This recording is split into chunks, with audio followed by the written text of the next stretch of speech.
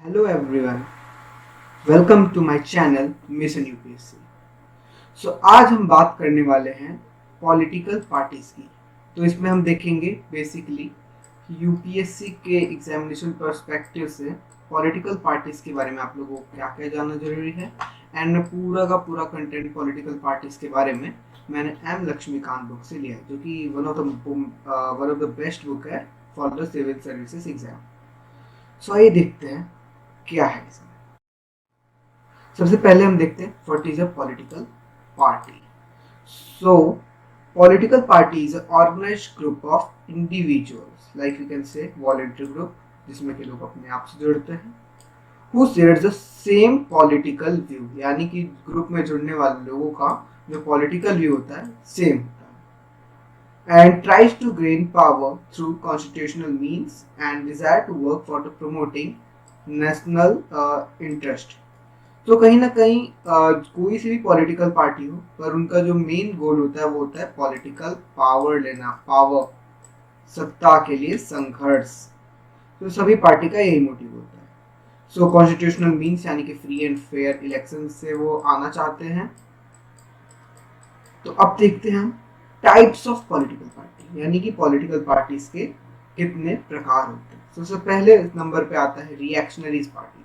ये ऐसे पार्टीज होते हैं जो कि पुराने बिलीव्स, यानी कि सोशियो इकोनॉमिक एंड कल्चरल जो भी होते हैं पुराने बिलीव्स, उनसे ये क्लिंग रहते हैं, यानी कि उन्हीं से जुड़े रहना चाहते हैं। ये कुछ ज़्यादा रिफॉर्म्स नहीं चाहते, इनफैक्ट ये स्टेटस को भी नहीं चाहते। ये जो पुराने इंस्टीट्यूशंस होते हैं उन्हीं से इनका विशेष लगाव होता है। दूसरे होते हैं कंजर्वेटिव पार्टी।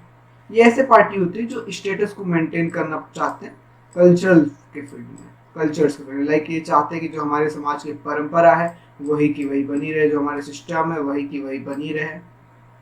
एंड जो थर्ड पे आते हैं वो होते हैं लिबरल पार्टीज। ये काफ़ी रिफॉर्मेटिव होते हैं, लाइक इसमें इंडिविजुअलिस्टिक फ्रीडम को काफ़ी ज़्यादा वैल्यू दी जाती है, साथ साथ ही कैपिटलिस्ट सपोर्टर होते हैं, एज वेल एज ये फ्री एंड फेयर मार्केट को भी सपोर्ट करते हैं। एंड देन फोर्थ नंबर पे आता है रेडिकल पार्टीज। रेडिकल पार्टी ये होते हैं जो कि पूरे के पूरे सिस्टम को एक बार में रिवॉल्यूशन से बदलना चाहते हैं। जैसे कि आप लोगों ने पढ़ा ही होगा Russian revolution as well as French revolution. तो रिवॉल्यूशन क्या था, उन्होंने एक बार में कुछ लोग आए, उन्होंने राजा को उखाड़ फेंका और डेमोक्रेसी स्टैब्लिश कर दी, मोनार्क स्टैब्लिश कर दिया। तो ये होता है रेडिकल पार्टीज, लाइक एक बार में सब चीज खत्म करना, एक बार में पूरे के पूरे डेस्टिनी को पा लेना। तो अब बात करते हैं लेफ्टिस्ट एंड राइटिस्ट पार्टी के कॉन्सेप्ट को। सपोज कीजिए एक लाइन है, ये एक लाइन है।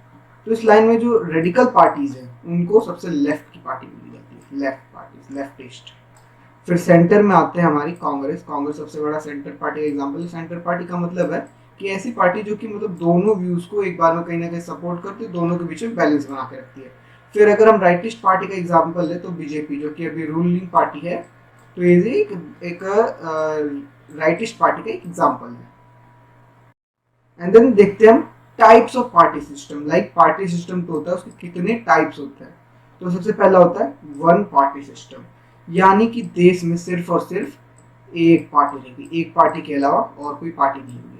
ऐसा बेसिकली देखा जाता है कम्युनिस्ट पार्टी के उसमें, जैसे कि चाइना है, Russia, USSR, as well as कुछ ईस्ट यूरोपियन कंट्रीज, यहाँ पे वन पार्टी सिस्टम फॉलो किया जाता है। एक्चुअली इसमें आपको पता है इसमें इलेक्शन भी होते हैं।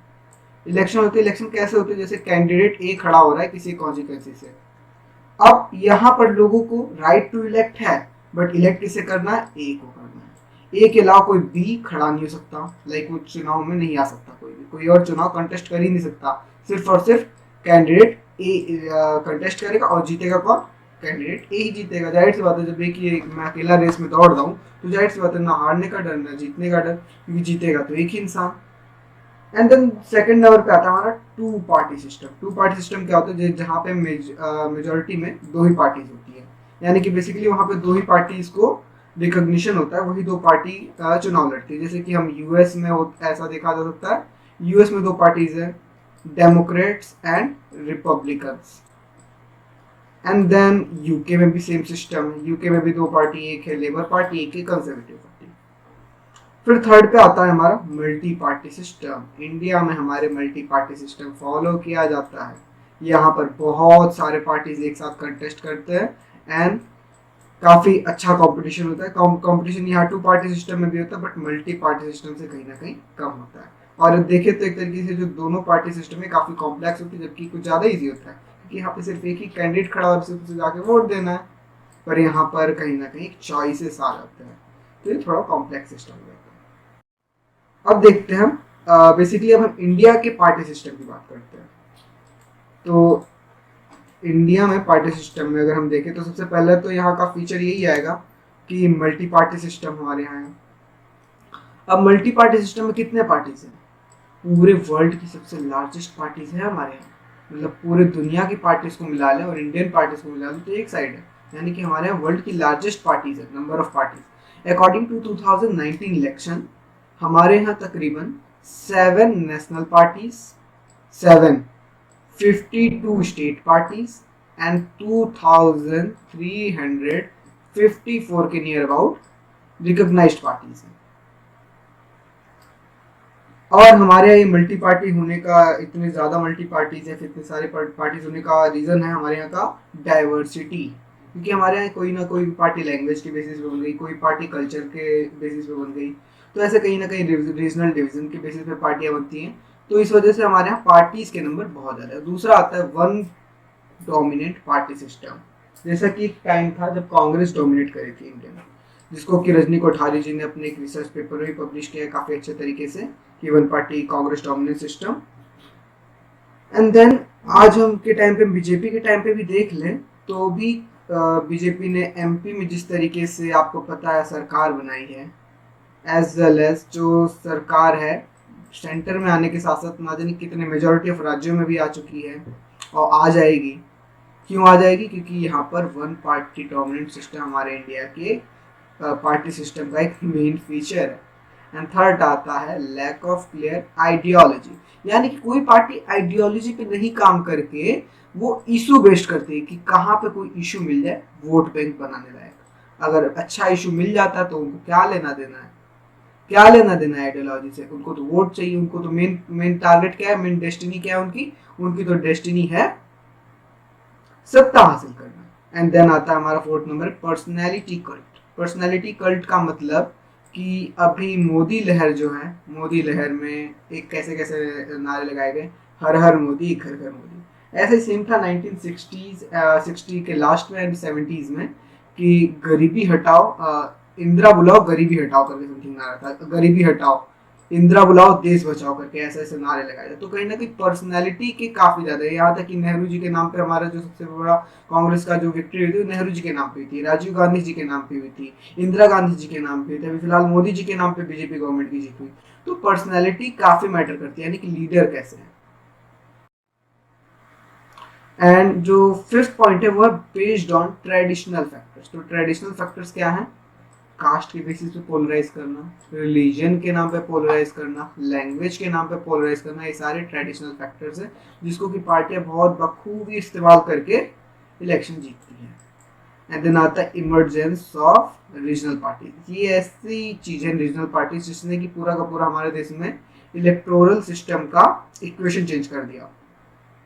1960s के लास्ट में ये रीजनल पार्टीज इमर्ज होना शुरू हुई, जिसके बाद से कांग्रेस का डोमिनेंस पे कहीं ना कहीं थोड़ा सा अंकुश लगा और थोड़ी सी रोकथाम रखी। फिर भी उसके बाद इमरजेंसी आया था, बट स्टिल इमरजेंसी के बाद जो कांग्रेस की सरकार गिरी उसमें सबसे बड़ी रोल थी रीजनल पार्टीज की। रीजनल पार्टीज इमर्ज हुई और ये इन्होंने कोलिशन गवर्नमेंट बनाने में हेल्प की, जिससे कि मतलब कांग्रेस के डोमिनेंस में थोड़ा सा रोक लगा। एंड देन आता है फैक्शन एंड डिफेक्शन।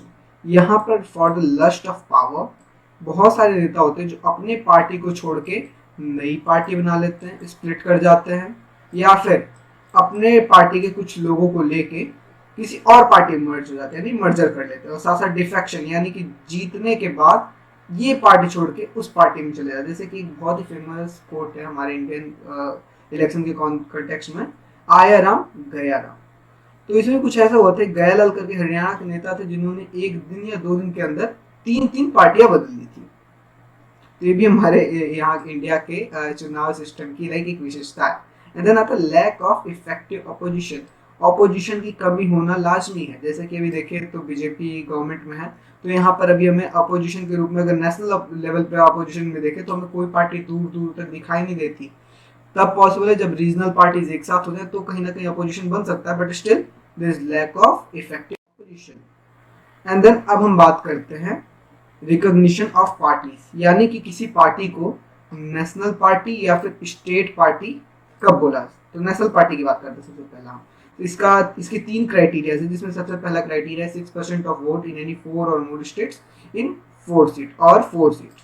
तो या फिर कोई एक ऐसी पार्टी जिसको 6% वोट मिला है किसी 4 या फिर उससे ज्यादा राज्यों में, और साथ में उसके पास मोर देन 4 या फिर 4 सीट्स हैं। तो पहला क्राइटेरिया है। दूसरा क्राइटेरिया है elected in 3 states and have 2% of vote, यानी कि जो टोटल वोट शेयर्स है उसमें उसके पास, पार्टी के पास अगर 2% ऑफ वोट शेयर्स है, एज वेल एज वो पार्टी जो है 3 स्टेट्स में चुनाव जीत गई है। एंड थर्ड है recognised state party in 4 state, यानी कि वो जीती हो या हारी हो फर्क नहीं पड़ता, अगर वो 4 किसी राज्य में as a state party recognise है तो उसे अपने आप नेशनल पार्टी का रिकॉग्निशन मिल जाता है। तो अब आइए हम देखते हैं स्टेट पार्टी कोई कब कैसे कोई पार्टी स्टेट पार्टी बनती है। तो इसका सबसे पहला क्राइटेरिया है 6% of vote and 2 seats in legislative assembly, यानी कि लेजिस्लेटिव असेंबली के इलेक्शन में या तो 2 सीट्स मिल जाए फिर 6% ऑफ वोट शेयर्स मिल जाए। तो इससे ज्यादा भी मिल सकते हैं तभी रिकॉग्निशन मिलेगा, बट इससे कम मिलने पर नहीं मिलेगा।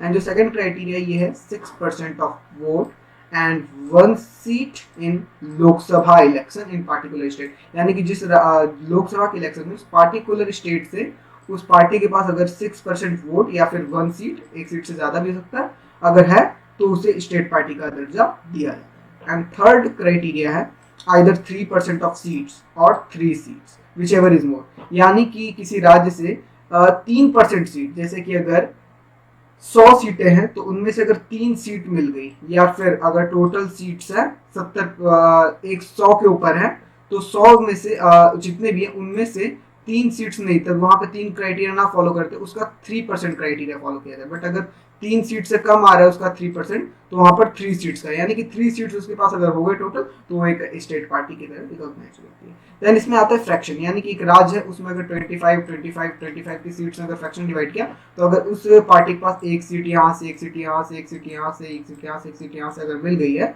तो भी उसको एक स्टेट पार्टी का दर्जा मिल जाता है। एंड देन लास्ट है 8% ऑफ वोट्स इन लोकसभा और स्टेट असेंबली इलेक्शन। तो ये जो पहला क्राइटेरिया से कहीं ना कहीं रिलेटेड है, ये मतलब एक 8% उसको अगर वोट मिल गए आइदर इन लोकसभा और स्टेट असेंबली के इलेक्शन में, तो उसे एक स्टेट पार्टी का दर्जा मिल जाता है। ये काफी नया प्रोविजन है जो कि अभी 2011 में ही ऐड किया गया। तो आज के लिए इतना ही, ये मैंने पूरा का पूरा पॉलिटिकल पार्टीज आपको समझा दिए, इसके अलावा आपको कुछ जानने की जरूरत नहीं है। तो बेसिकली इतना ही। नेक्स्ट वीडियो में मैं आगे के भी जैसे regional parties and electoral reforms and election system के बारे में वीडियो बनाऊंगा। बट आपको ये वीडियो कैसा लगा प्लीज़ कमेंट करके जरूर बताइएगा। अगर अच्छा लगा तो please hit like and subscribe my channel. Thank you very much.